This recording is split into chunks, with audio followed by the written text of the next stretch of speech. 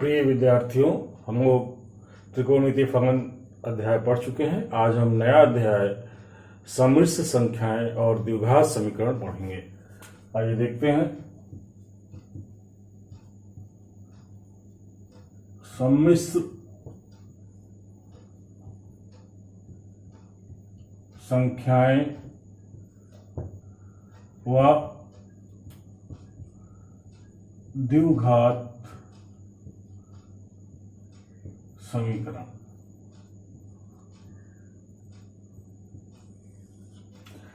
आपने कक्षा 10 में द्विघात समीकरण पढ़ा होगा।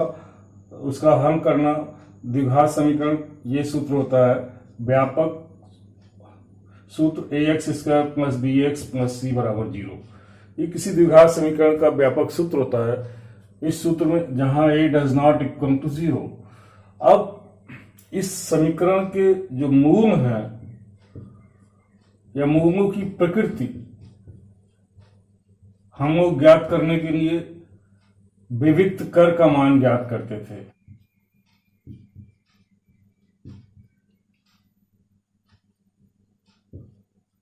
अंग्रेजी में डिस्क्रिमिनेंट,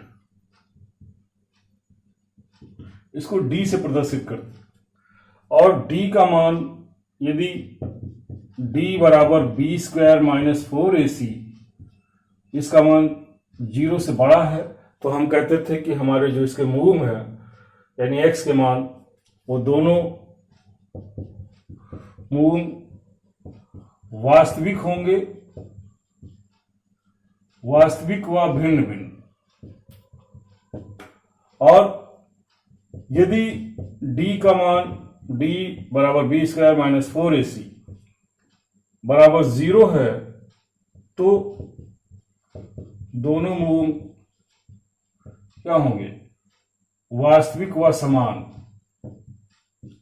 वास्तविक व समान हम लोग। और तीसरा एक केस और था, यदि d का मान b² - 4ac दिस इज <0 हो, तब जो मूल होंगे वो काल्पनिक व भिन्न भिन्न होंगे। अब हम लोगों ने कक्षा 10 में ये पढ़ा था, मूलों के वास्तविक मान ज्ञात करना, लेकिन ये नहीं पढ़ा था। अब अगर मूल हमारे काल्पनिक हैं तो काल्पनिक मूलों को ज्ञात करने के लिए एक नया सिस्टम डेवलप किया गया, कॉम्प्लेक्स नंबर सिस्टम। और उस कॉम्प्लेक्स नंबर सिस्टम की मदद से हम लोग इन ऐसे समीकरण जिनके मूल काल्पनिक है वो ज्ञात करते हैं। और उसमें सबसे पहले स्विस के गणितज्ञ आयनर, ये स्विस के गणितज्ञ थे, स्विस के गणितज्ञ आयनर ने 1748 ईस्वी में -1 का वर्गमूल यानी इसका -1 का वर्गमूल को I से निरूपित किया।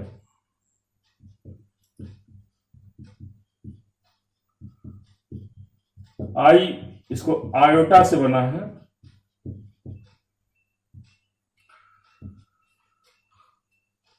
क्योंकि √-1 का वास्तविक संख्याओं में कोई अर्थ नहीं है। तो इन्होंने एक, ये काल्पनिक मान है, तो इन्होंने इस मान के लिए I शब्द प्रयोग किया। यानी I बराबर आपके पास √-1 या I² बराबर हो जाएगा -1, स्क्वायर कर दीजिए। अब आप ये देखते हैं कि सम्मिश्र संख्या क्या होती है। सम्मिश्र संख्या या अंग्रेजी में कॉम्प्लेक्स नंबर, इंग्लिश में क्या कहेंगे? Complex number.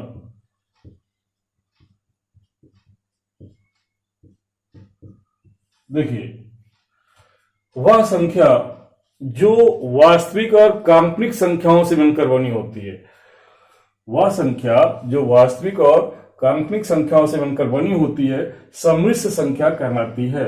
और सम्मिश्र संख्याओं के समुच्चय को सम्मिश्र संख्याओं के समुच्चय को C से निरूपित करते हैं।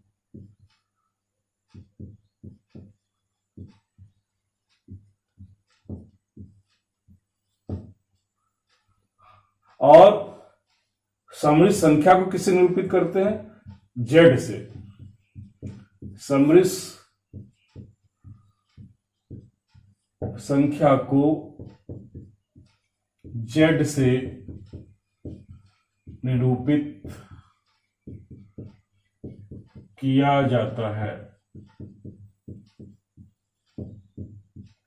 जहां Z बराबर क्या है? x प्लस आई वाई। x इस भाग को कहते हैं, ये वास्तविक भाग है। ये कैसा भाग है? कॉम्प्लेक्स नंबर का वास्तविक भाग। और ये कौन सा भाग है? ये काल्पनिक भाग।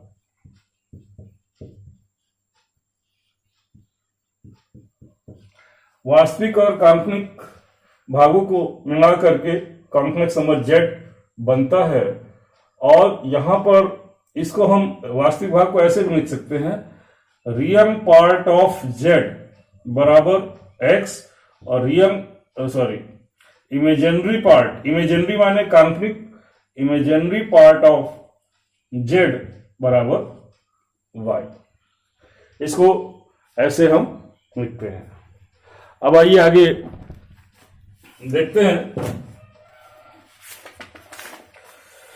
यदि दो सम्मिश्र संख्याएं बराबर हैं तो क्या होगा?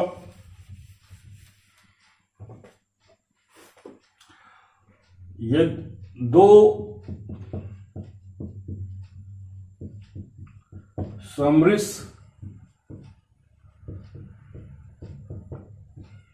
संख्याओं में समानता, यहां पे हम मानते हैं, माना पहली सम्मिश्र संख्या Z1 बराबर x1 प्लस i(y1) और दूसरी सम्मिश्र संख्या Z2 बराबर x2 प्लस i(y2).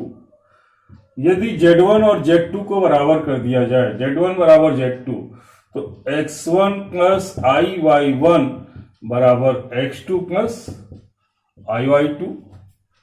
तो ये दोनों पक्ष बराबर तभी होंगे यदि इसका वास्तविक भाग के बराबर हो, काल्पनिक भाग के। क्योंकि अगर इसे पक्षांतर करिए तो देखिए क्या आता है, x1 plus i(y1) minus x2 minus i(y2) बराबर 0।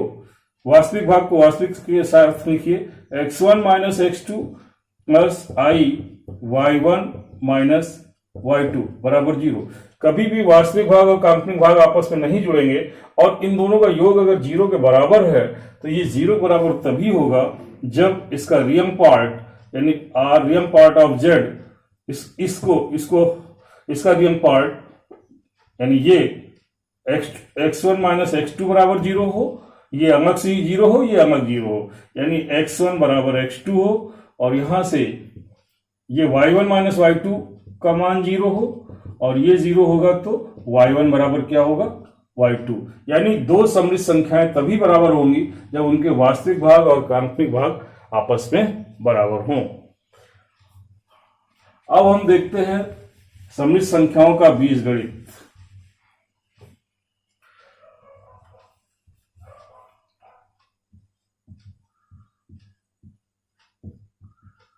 सम्मिश्र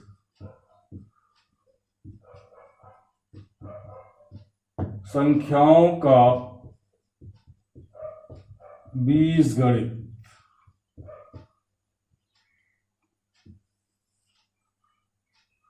सबसे पहले योग के लिए आते हैं। हम लोग दो समिश्र संख्याओं का योग, दो समिश्र संख्याओं का योग तो आप जानते हैं, जैसे Z1 बराबर x1 प्लस IY1 और Z2 बराबर x2 प्लस IY2 दिया हो तो Z1 प्लस Z2 अगर जोड़ना है तो ये x1 प्लस IY1 और प्लस x2 प्लस IY2 ऐसे लिखेंगे, और फिर वास्तविक भाग को वास्तविक भाग के साथ जोड़िए और काल्पनिक भाग को काल्पनिक, तो ये x1 प्लस x2 और इधर IY1 और IY2 में I common, Y1 plus Y2, ये Z1 प्लस Z2 का मान आ जाएगा। अब इसके कुछ प्रगुण हैं, योग के, दो समिश्र संख्याओं के योग के कुछ प्रगुण हैं। जैसे पहला कि संवरक के नियम, क्लोजर प्रॉपर्टी, संवरक का नियम इसमें पालन होता है। कैसे? यदि Z1 और Z2 दो समिश्र संख्याएं हैं तो इनका योग भी Z1 प्लस Z2 भी, ये भी जो है एक समिश्र संख्या होगी।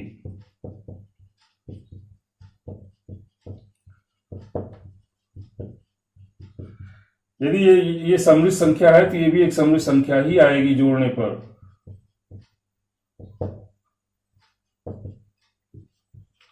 इसका अर्थ ये हुआ कि ये संवरक के नियम का पालन करता है। आप देख सकते हो जैसे कि Z1 बराबर 2 प्लस 3i और Z2 बराबर 4 माइनस 6i, तो जोड़िए Z1 plus Z2 2 plus 3i और प्लस 4 माइनस 6i, तो जोड़ देंगे तो आपके पास क्या आ जाएगा, 4 2 6 और माइनस 3i।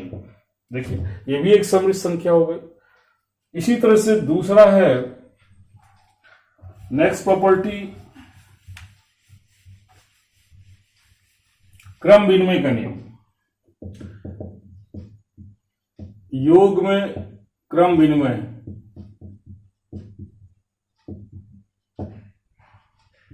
का नियम, दो समिश्र संख्याओं को जब जोड़ते हैं तो उसमें क्रम विनिमय के नियम का पालन होता है। जैसे Z1 प्लस Z2 जोड़े, उसका मान वही आएगा जो Z2 प्लस Z1 करेंगे। आप चेक करने से कर सकते हैं कोई भी एग्जाम्पल नहीं करके। तीसरा है साहचर्य का नियम। साहचर्य का नियम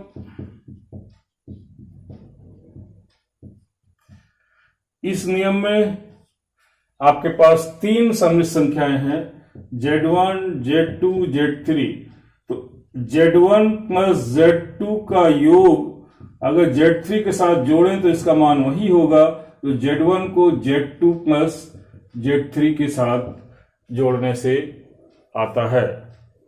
ऐसे ही चौथा साहचर्य का नियम, क्रम विनिमय साहचर्य, और अब है एक योगात्मक तत्समक, योगात्मक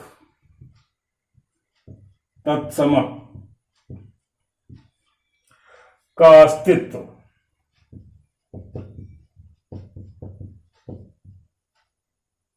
ये क्या होता है? योगात्मक तत्समक ऐसी समिश्र संख्या जिसे किसी दूसरी समिश्र संख्या में जोड़ने पर उस समिश्र संख्या के मान में कोई परिवर्तन ना हो तो उस समिश्र संख्या को योगात्मक तत्समक कहते हैं। प्रत्येक समिश्र संख्या के लिए योगात्मक तत्समक शून्य समिश्र संख्या होती है। शून्य जो होता है ये आपका योगात्मक तत्समक है, सभी समिश्र संख्याओं में योगात्मक तत्समक। अब आप कहेंगे ये शून्य समिश्र संख्या है, हाँ है। शून्य को Z बराबर 0 प्लस 0i के रूप में लिखा जा सकता है। तो यहां ये शून्य है, यानी ये जो कॉम्प्लेक्स नंबर है, ये जो समिश्र संख्या है, इसे किसी भी समिश्र संख्या में जोड़ेंगे तो उस समिश्र संख्या के मान में कोई परिवर्तन नहीं होगा। इसीलिए शून्य समिश्र संख्या को योगात्मक तत्समक भी कहा जाता है, यानी योगात्मक तत्समक का अस्तित्व होता है। नेक्स्ट आते हैं योगात्मक प्रतिलोम का अस्तित्व, योगात्मक प्रतिलोम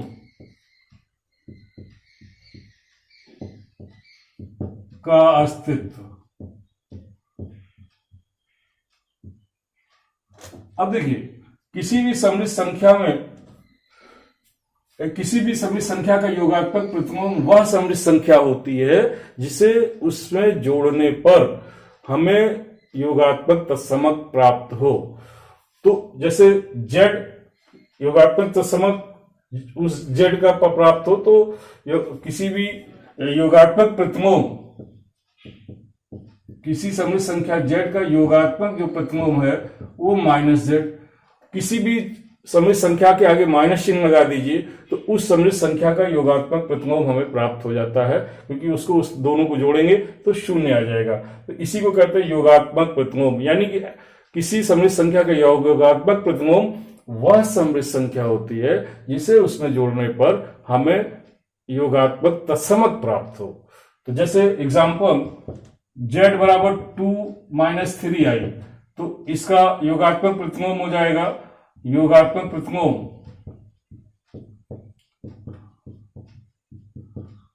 बराबर -z, और -2 - 3i बराबर -2 प्लस का 3i। अब इन दोनों को जोड़ दीजिए, देखिए 2 से 2 कट जाएगा, ये कट जाएगा, शून्य आ जाएगा योगात्मक तत्समक, इसलिए कहेंगे ये जो है इसका योगात्मक प्रतिलोम है। और अब आइए अंतर, दो सममित संख्याओं का अंतर।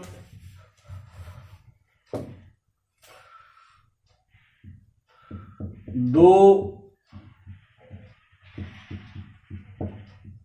सममित संख्याओं का अंतर। यदि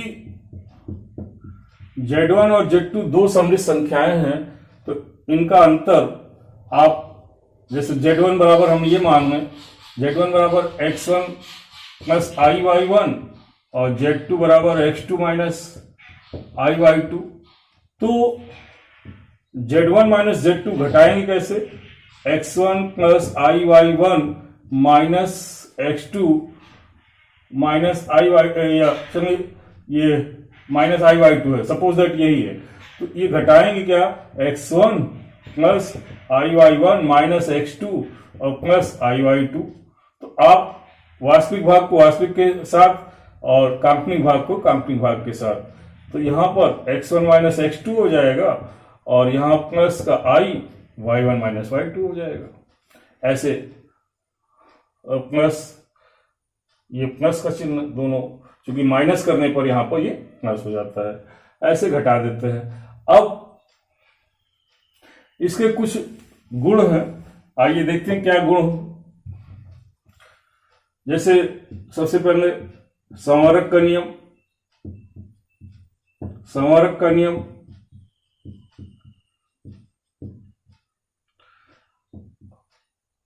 इनमें क्या क्या फार्मूला होता है अभी हम चेक करेंगे। क्रम विनिमय,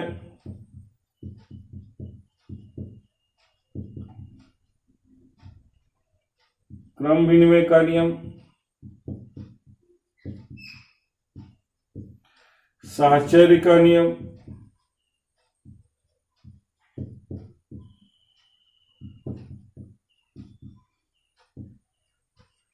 अब आप देखिए यहां Z1 माइनस Z2 भी एक सममित संख्या होगी, सममित संख्या होगी, अतः संवरक के नियम का पालन होता है। इसका यहां पर क्लोजर प्रॉपर्टी यानी संवरक के नियम का पालन हो रहा है। और यहां आइए, इसमें आइए, ये तो इसके लिए था, क्रम विनिमय के नियम का पालन होता है कि नहीं? Z1 माइनस Z2 का मान कभी भी Z2 माइनस Z1 के बराबर नहीं आएगा, यानी ये इसके नियम का पालन नहीं होता, क्रम विनिमय इसमें नहीं होता अंतर में। साहचर्य, यदि Z1 यहां पर यदि Z1, Z2 और Z3 तीन वास्तविक संख्या, तीन कॉम्प्लेक्स नंबर हैं, सम्मिश्र संख्याएं हैं। तो Z1 minus Z2 minus Z3 never be equal to Z1 minus Z2 minus Z3, क्योंकि आप इसको चेक कर सकते हैं। यहां से लेफ्ट हैंड साइड आपका आएगा माइनस Z2 माइनस Z3 और राइट हैंड साइड में आपका आएगा Z1 minus Z2 plus Z3। तो क्या कभी ये बराबर होगा? ये कभी भी बराबर नहीं होगा। तो शेष नेक्स्ट वीडियो में। धन्यवाद।